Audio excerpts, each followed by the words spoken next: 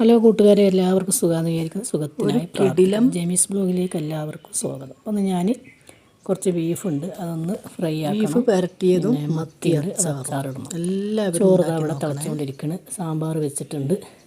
Beef ഇതാ ഞാൻ കുക്കറിലാക്കി വെച്ചിട്ടുണ്ട്. ഇനി നമുക്ക് അച്ചാറിടാനുള്ള എണ്ണ സുർക്ക. നമുക്ക് ഈ മത്തി ക്ലീനാക്കി വരാം. അത് നന്നായി പൊരിച്ചിട്ട് വേണം അച്ചാറിടാൻ. അതിനിടയ്ക്ക് നമ്മൾ ചോറ് തിളച്ചിട്ടുണ്ട്. അത് റൈസ് കുക്കറിലേക്ക് മാറ്റാം. അതവിടെ ഇരുന്ന് അങ്ങനെ വേവട്ടെ, മൂടി വെക്കാം. ശേഷം പിന്നെ മീനിലേക്കുള്ള ഇഞ്ചി, വെളുത്തുള്ളി, പച്ചമുളക്, കറിവേപ്പിൻ്റെ ഇല, ഇത്രയും സാധനം റെഡിയാക്കിയിട്ടുണ്ട്. മീൻ നന്നാക്കി ക്ലീനാക്കി വന്നിട്ടുണ്ട്.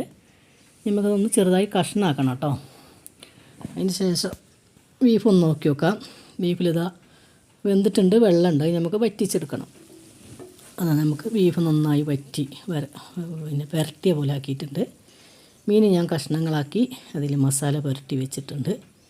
ഇനി മീൻ പൊരിക്കാനുള്ള എണ്ണതാ അതിലേക്ക് ഈ മീൻ കുറേശ്ശെ വാരിയിട്ടിട്ട് നല്ല മുരിച്ചെടുക്കണം. നമുക്ക് കുറേശ്ശെ അതിൽ ഇട്ട് കൊടുക്കണം. അപ്പോൾ ബീഫ് നന്നായിട്ട് വരണ്ട് വന്നിട്ടുണ്ട്. ഇത് നമുക്ക് മാറ്റി വെക്കാം. നല്ല ഫ്രൈ, നല്ല സൂപ്പർ മണം കേട്ടോ. ഇനി നമുക്ക് ഈ മീൻ മഞ്ഞൾപ്പൊടി, മുളകും പൊടി, ഉപ്പൊക്കെ തേച്ചിട്ടുണ്ട്. നമുക്ക് പൊരിച്ചെടുക്കും. അത് നല്ല ഫ്രൈ ആക്കി എടുക്കണേ.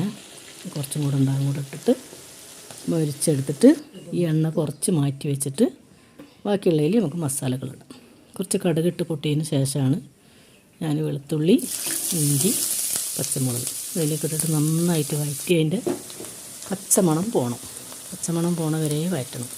അതിലേക്ക് രസം മഞ്ഞൾപ്പൊടി, ഒരു 2-3 ടീസ്പൂൺ മുളക് പൊടി നന്നായിട്ട് വഴറ്റി കൊടുക്കണം. പിന്നെ ലേശം അച്ചാർ പൊടി, ഒരു 2 ടീസ്പൂൺ അച്ചാർ പൊടി ഇടുന്നുണ്ട്. അതൊക്കെ എണ്ണയിൽ കിടന്ന് നല്ല മൂത്ത് വരണേ, പച്ചമണം പോകണം.